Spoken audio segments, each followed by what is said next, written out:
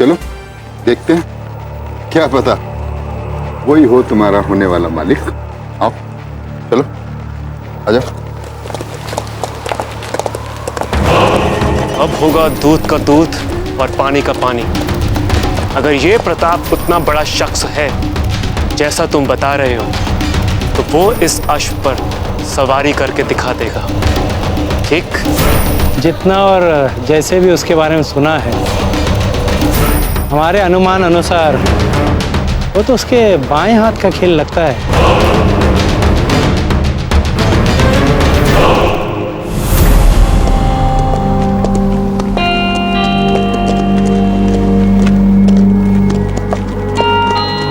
इस अश्व को देख के लग रहा है कि इसके भरोसे कम से कम रेगिस्तान और पहाड़ पर कुछ युद्ध तो लड़ सकते हैं।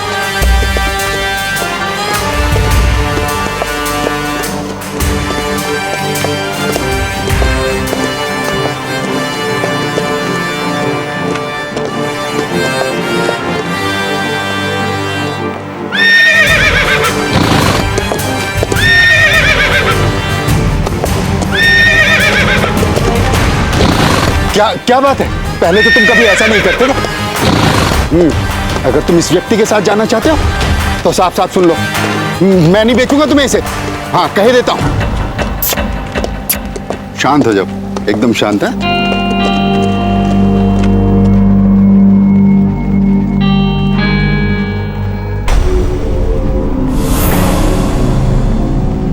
अब समझा, तुम उस व्यक्ति से मिलना चाहते हो। चलो तुम्हें मिलवाता हूं, आओ।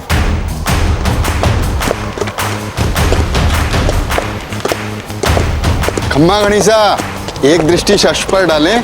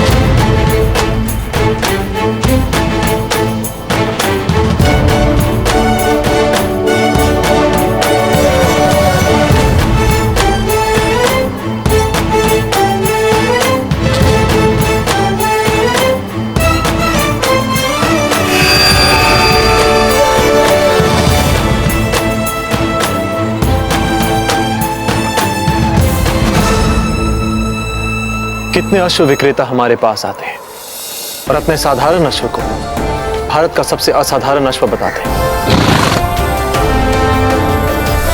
लगता है जिस अश्व की खोज हमें है वो पूरे देश में नहीं है।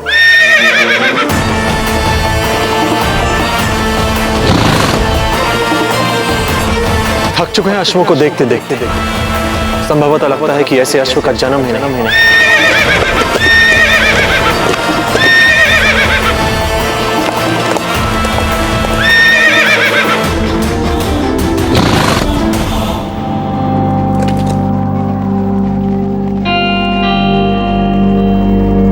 आप लोग अपने अपने स्थान पे जाइए।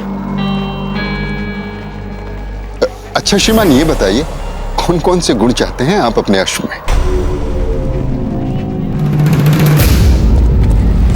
हमें ऐसा अश्व चाहिए जो साधारण मार्ग पर ही नहीं, नदी नाले कीचड़ रेगिस्तान पहाड़ पर समान साहसता के साथ दौड़ सके।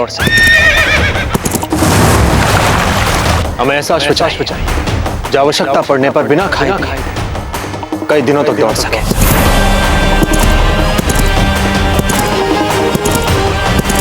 हमें ऐसा अश्व चाहिए जो संकरे मार्गों पहाड़ी दरों पर गति के साथ संतुलन भी बनाए रख सके। हमें ऐसा अश्व चाहिए जो हमें समझ सके, जिसे हम समझ सके, जो केवल अश्व ही ना हमारा अभिन्न मित्र भी है।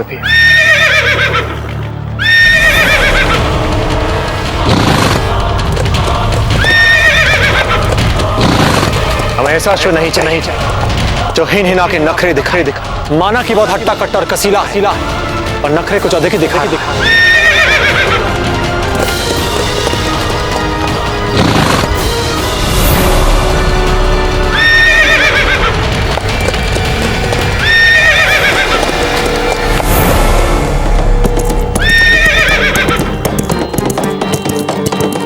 अब इसे क्या हो गया अचानक? श्रीमान, आपकी बातें चुभ गई इसे। इसके स्वाभिमान पे चोट पहुंचाई आपने, इसलिए क्रोधित हो गया।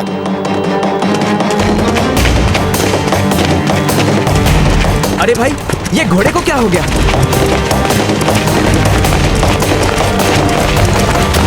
ये घोड़ा पागल हो गया क्या?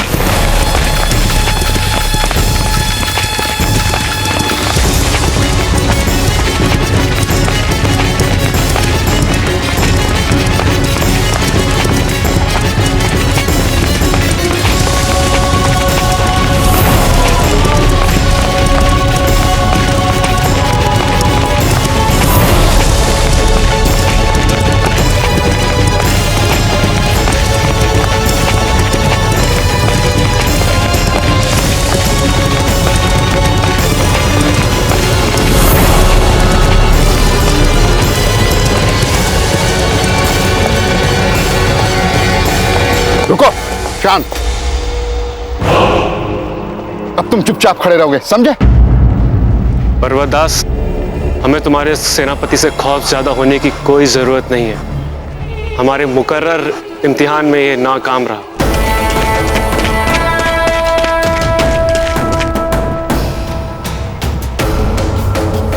क्या था ये सब? क्यों? क्या हुआ? क्या हुआ? अब हमसे पूछ रहे हैं क्या हुआ?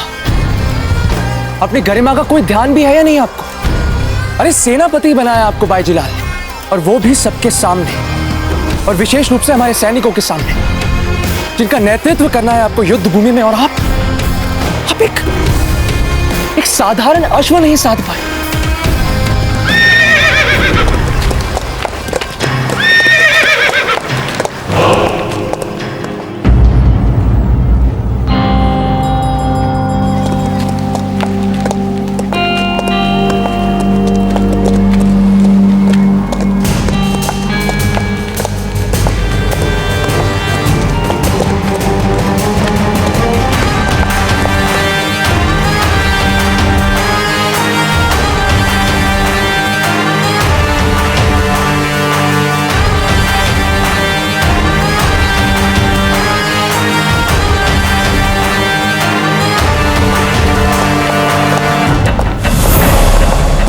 अब क्या? कोई उत्तर नहीं है आपके पास हमारे प्रश्नों का? हाँ, वो अश्व आवश्यकता से अधिक बिगड़ा हुआ था। हमारे सभी सैनिक अच्छे घुड़सवार हैं। वे समझते हैं कि जब अश्व बिगड़ जाता है तो वो कितना अनुशासनहीन हो जाता है। आप व्यर्थ में ही चिंता कर रहे हैं। लीजिए। क्या? हमने कहा कि आप व्यर्थ में ही चिंता कर रहे हैं। चिंता छोड़ दीजिए। तो आप कहते हैं कि हम व्यर्थ में ही चिंता कर रहे हैं? हम चिंता इसलिए कर रहे हैं प्रताप, क्योंकि हमें पूर्ण विश्वास है कि ये एक बहुत बड़ी चिंता का विषय है।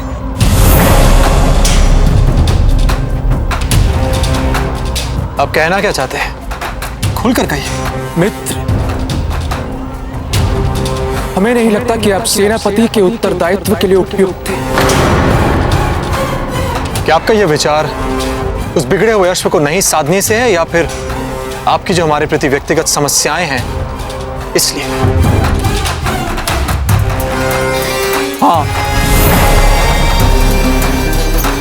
कुछ ऐसा ही समझ लीजिए आप स्वयं ही देखिए। हम इन सैनिकों के साथ इतने वर्षों से रहे, साथ में युद्ध अभ्यास किया है, सैन्य प्रशिक्षण लिया है, और छोटे मोटे ही सही किंतु युद्ध भी किए हैं। और आज जब उचित समय आया है, वास्तव में कुछ करने का समय आया है, शत्रु से जूझने का समय आया है, तो पता नहीं क्यों, किस कारणवश जीजा ने आपको सेनापति नियुक्त कर दिया। हमें तो लगता है कि यह जीजा के जीवन का सबसे अनुचित निर्णय था। तो पत्ता बताइए अब क्या चाहते हैं? आपको अपना औचित्य सिद्ध करना होगा। यह सिद्ध करना होगा कि अफगानों के साथ जो लड़ाई आपने हमारे लिए लड़ी थी वो मिली भगत वाली लड़ाई नहीं। आपको यह सिद्ध करना होगा कि आप अफगानों से मिले हुए हैं। यह सिद्ध करना होगा कि आप उनमें से ही कोई एक नहीं है।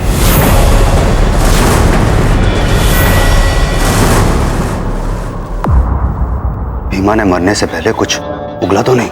नहीं हुकुम, भीमा तो कुछ नहीं बोला। किंतु क्या? शीघ्र कहो। आपकी पत्नी का संदेश आया है हुकुम कि आपका पुत्र कहीं खो गया है। बहुत ढूंढा हुकुम, और कुछ पता नहीं चल रहा। क्या? 2 दिन हो गए हैं हुकुम। सावधान, मेवाड़ की महारानी साहब पधार रही हैं।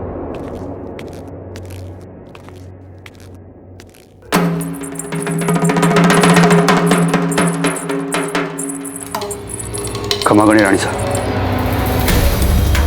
हम आप ही के लिए बुलावा भेजने वाले थे।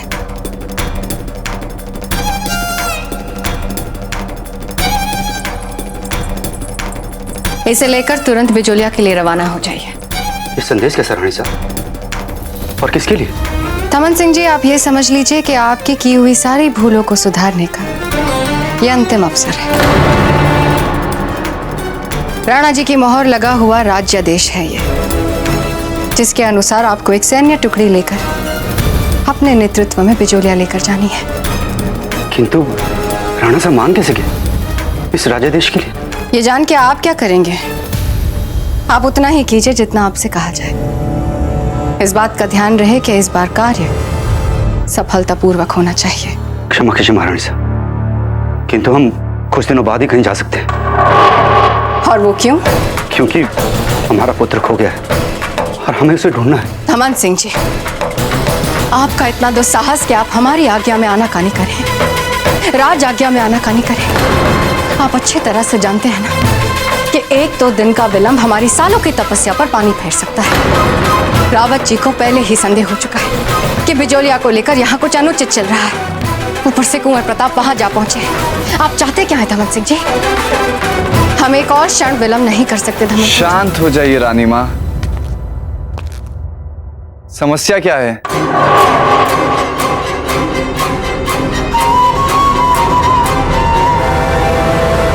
तो बताइए, क्या करना चाहिए हमें आपका विश्वास जीतने के लिए? यह सिद्ध करने के लिए कि आप अफगानों में से ही कोई एक नहीं है, आपको बिजोलिया के सैनिकों से लड़ना होगा।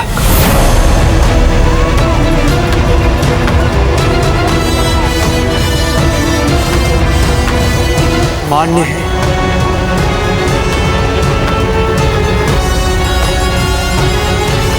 सिपाहियों,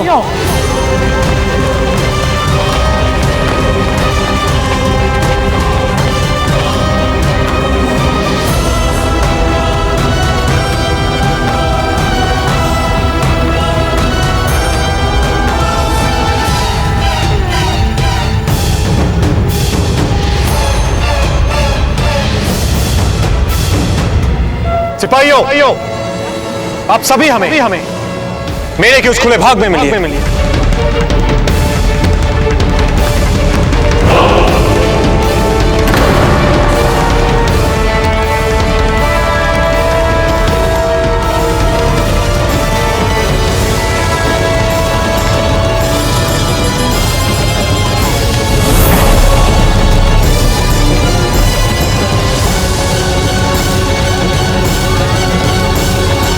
क्या हो रहा है पर्वतदास इस लड़के और सेनापति के बीच? लगता है हमने दोनों के बीच जो फूट के बीज बोए थे वे अब फल देने लगे। आइए इस फूट का आनंद लेते हैं। आइए। रानी माँ, हम तो यहाँ आपकी और धमन सिंह जी की समस्या सुलझाना चाहते हैं। बताइए, कहाँ उलझी है बात? समस्या क्या है इनकी? समस्या ये है कुंवर जगमाल कि धमन सिंह का पुत्र खो गया है और हम चाहते हैं कि वे तत्काल बिजोलिया जाकर कुंवर प्रताप को यहाँ ले आए।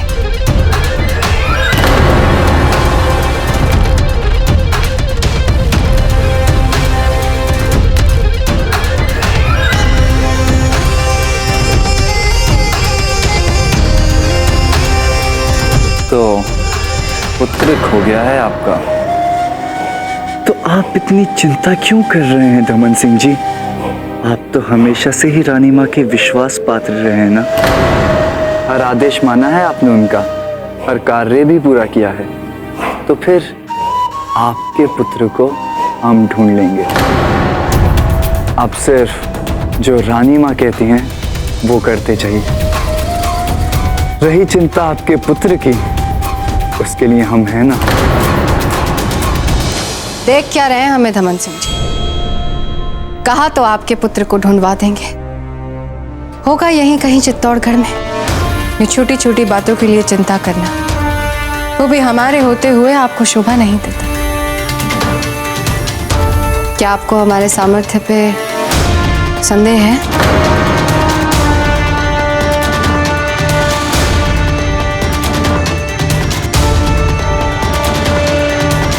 तो फिर जाइए, जाके बिजोलिया कुंवर प्रताप को यहां ले आइए। अपना कार्य पूरी निष्ठा के साथ कीजिए।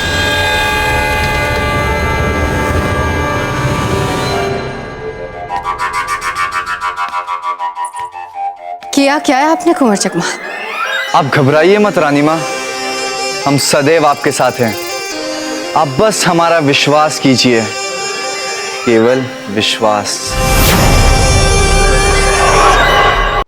हमारे वीर सिपाही आज हम ऐसे लड़ेंगे जैसे हम जन्म जन्मांतर के शत्रु।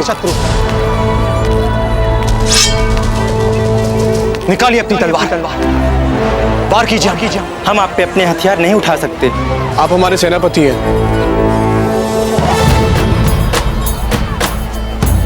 अब इतना दिखावा करने की कोई आवश्यकता नहीं है प्रताप।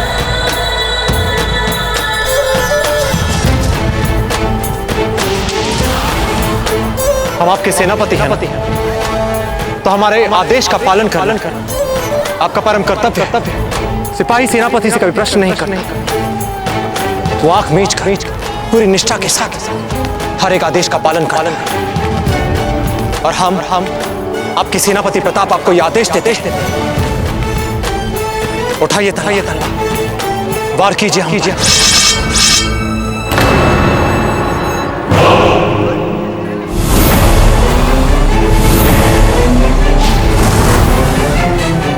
पता आपको संदेह था कि हम तो शत्रु से मिले हुए हैं, तो आज हम अपने मित्रों के साथ, आपके मित्रों के साथ यहाँ आपके साथ सबके साथ युद्ध लड़ेंगे। और हमारे विचार से ये युद्ध मिली भगत वाला युद्ध नहीं होगा। तो आप सब अपनी राजपूती आन के लिए लड़ेंगे, और ऐसे लड़ेंगे कि आपकी जीवन का अंतिम दिन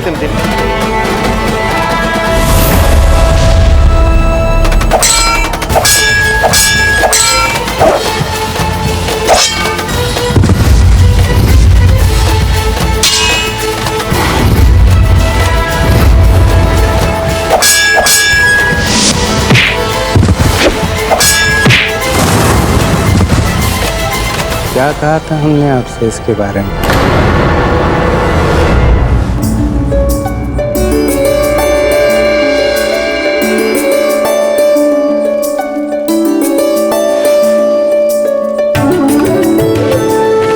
अति सुंदर।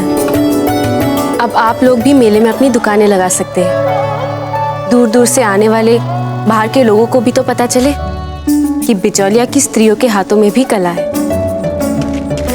भाईजीलाल, मेले में कोई भारी संकट उठ खड़ा हुआ है। प्रताप वहां अपनी सेना के सिपाहियों से लड़ रहा है। अपने ही सैनिकों के साथ लड़ रहे हैं? ऐसा कैसे हो सकता है?